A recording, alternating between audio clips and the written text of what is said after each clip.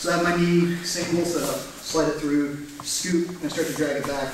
Once you get right here, I change. But maybe this guy's a little bit bigger and stronger, so he brings his hand in front.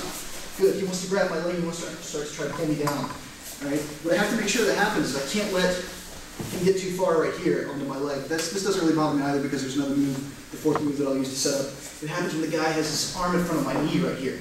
You know, he's going to try to posture up or anything like that. I have to make sure to control him by keeping my back on him and looking always for this cross face. All right? I want to move my leg in a little bit. I can't let the person really, I don't want him knowing that I'm going to be grabbing for this arm.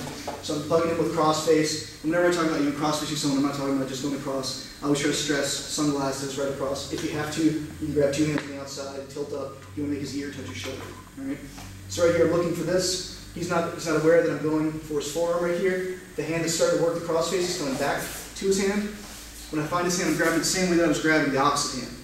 Right here on the fingers, right down by the fingers. So I grab and I hold right here, lock my legs back in a triangle, spin them across, and it's two hands and it's a drive down.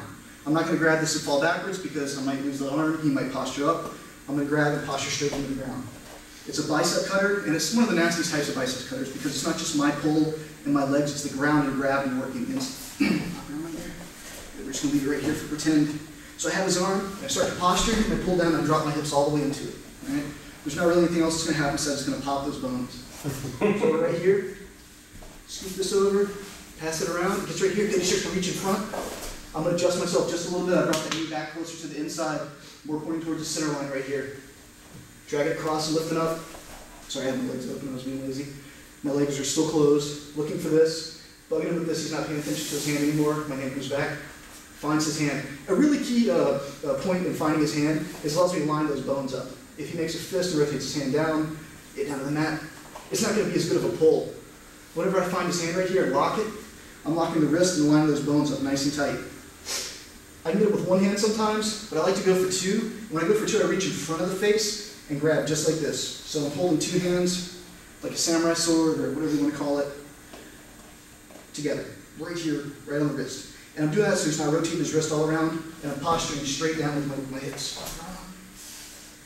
Sorry, posturing, sprawling, straight down with my hips. Right here, sprawl down as hard as you can. Drag it back. His wrist should stay on the ground, his elbow should go back, and these bones should pop.